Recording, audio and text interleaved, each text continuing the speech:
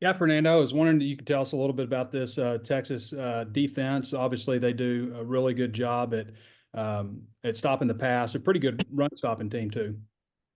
Yeah, they do everything kind of well. Uh, they're solid. They do their job very well, and I think just kind of what makes them good is that all of them do their job and they let each other, play off of each other. Nobody's trying to be a superstar. They know their job, they do it well, and they let others kind of play off of them, and that's just what makes them good. And all 11 of them are on the same page. Is there anything? I mean, like some of like the pass efficiency defense is like historically good, like 89. Is there something else that they do that maybe is different than just regular good defenses? I mean, because those are some pretty ridiculous numbers. Yeah, I don't really know too much that goes on in the secondary. That's kind of not my role, but Yeah, but pressures and stuff getting to the yeah, quarterback. yeah, on the defensive line, they have a lot of different looks. And like I said, they all know their gaps that they're supposed to be in. Hardly ever will you ever see them miss or like gap in the wrong gaps. And so I think that's what makes them good is that they're on the point, they're coached well, and they play hard. Yeah, Brad, I was wondering the group behind you in the secondary. You've obviously watched those guys, and Coach Pittman kind of said it was kind of like open competition in the secondary. How have those guys responded after just really struggling so much against Ole Miss, and I guess trying to do a better job keeping things in front of them? Over the week, them guys they've been pretty sound technical on their technique lately on the week. So they've been being coached up all week. They know they wrong, so they looking for some spaces to fix up. Going into this week, they're getting the mind right. Respond. Coach always talk about respond, so it's up to the secondary to respond this week. Some of the quarterbacks that you guys have faced who are, a little more experienced have given you guys some troubles. Is that something you guys talk about at all, or is it known that like, Nussmeier and Dart, some of those guys had a lot more experience, and then you got yours coming up who also has a lot of experience? Yeah, we ran across some pretty good quarterbacks as the season went on. Quinn Ayers, he's one of those guys who's probably pretty good as the guys you just named. So we just got a game plan around his gameplay and play football. Yeah. Thanks, guys. So. Hey, Coach Pittman said Monday he's been showing y'all, video and talking about the series. What has soaked in for you guys, Brad, in terms of what this means to the fans, probably? I know it's a pretty serious thing in Arkansas, and I want to keep this tradition up. So going into this week, I want to make these Arkansas fans happy. Fernando, any thoughts about just maybe the stature of this rivalry? Yeah, man. There's been a lot of teams that have played Texas, and a lot of people that have put their life on the line. Played their hearts out for Arkansas, and we just want to carry on this legacy of this rivalry, and keeping showing why Arkansas leads this rivalry, and why this means so much to us. Coach Pittman's teams have really played well out off of open dates before, but this year not so much against LSU. Did anything change the way you guys prepped after this open date, Fernando? No, man, we practiced harder. I think, we were disappointed in the LSU loss, but our preparation was about the same. I think, there was a little bit more attention to detail, and we know that we had a really good opponent coming. We had a really good opponent in LSU, and we have even a better opponent in Texas. And so we're really just locked into the details and just kind of getting better each and every day. Brad, any thoughts about wanting to come out hotter from this particular open date? Really just start off fast.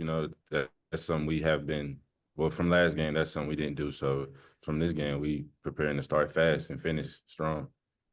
And what do you think about their running game? I think they have three really good backs, and they seem to be fast. They brought got pretty good backs. Actually, I played with the guy Jaden Blue in high school, so I'm pretty familiar with his game. So other than that, they got some pretty good backs on their end. What can you say about Jaden? He's probably quick. He's a quick guy. He give you two moves and he get up vertical. So he's more of a receiving type back than me. He doesn't really I don't see him really run threat, but open space, he's a threat. All right. Hey, thanks, guys. Yeah, hi guys. I guess Fernando, talking to Sam this week, he said the talent level on up front between Ole Miss and Texas is probably similar. I guess, is there anything that you guys can take from maybe that Ole Miss game and kind of apply it maybe to the Texas game? Yeah, we just got to play better on the O-line. Obviously, we didn't have our best performance on that Ole Miss game, and like you said, the talent level is about the same. So it's just about looking at our past film and how are we going to correct it this week, and how are we going to get better this week. And I think the way we've been preparing right now, it's been leading up to a point where we're going to have a great Saturday. And then Brad, I guess right after the Ole Miss game, Sam talked about maybe needing to disguise coverages a little bit better. I guess having been through the open week and looking at everything, is there anything else the units picked up on and in that regard? Really, we just trusting T. Will's game plan for the game. So whatever he wants us to do, we'll do it. And then if that means disguising the coverage, then that'll be that. Appreciate it, guys. All the best. Thank you. All right, Bob, close it out. I guess for both guys, Sam said he showed you all a lot of film of old games and stuff, some stuff from the 60s, which black and white, probably not a lot of pixels. I'm not even sure I don't think they had pixels back then, but just wondering, what was it like watching those old films, especially the ones from like 64, Ken Hatfield running the punt back 40 years ago and 69. So some of the other games, like, well, what was that like for you guys watching those old films? Yeah, he showed us a couple clips. It was kind of funny because you really couldn't see it, but it was kind of great to see that Arkansas and Texas have been dueling out for that long. So that was something exciting to see. Yeah, I'll just kind of add on. It's about like perspective. There's been a lot of people who've played in this game, and just shows how long this rivalry has gone back. It was to the point where you could barely even see it on the TV, and now we're here. I mean, 60 years, 70 years later, and this game still means the world to, Arkansas and Texas. I'm guessing growing up in Vegas and living and playing in San Jose, you probably didn't hear a whole lot about Texas, Arkansas. Maybe Brad heard a little bit more about it down in Houston. But do you remember the first time you got a sense? Maybe it was this week when you got a sense for Arkansas, Texas, and what it means, especially the Arkansas folks.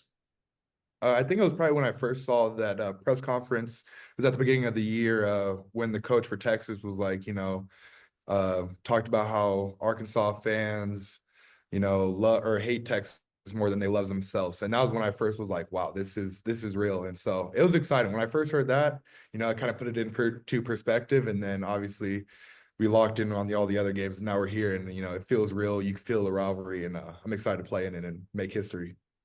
And Yeah. then, I'm sorry, you go ahead, Brad. Yeah, I feel like this is a game that people in Arkansas have been anticipating. Back on what he said when Pitt was like, the Arkansas fans hate themselves, hate the Texas more than they hate themselves. So that was something that was pretty intense. They hate themselves more than they love, or hate Texas more than they love themselves. Yeah, right there. And hey, Luke Haas was on earlier. I know he obviously was hurt last year, and he was I guess bad back earlier this year, but now he says he's feeling real good. He's been pretty productive. For both you guys, maybe Fernando, you could take it first, and then Brad. Just what have you seen from Luke in these games and practice, and how important is he when he's healthy and really being productive like he has been of late? Yeah, he's just kind of that glue to the offense that puts everything together. Obviously, he was injured a little bit earlier on in the season, and just kind of getting him back to like full go these past few games, you could see, our offense just opens up so much more when he's full speed, when he's full go, and he means the world to our offense. And having him out there, he just finds a way to get open and make plays, and so it's awesome having him out there. He's great energy, he's a great leader, and it's a true blessing to have him out there.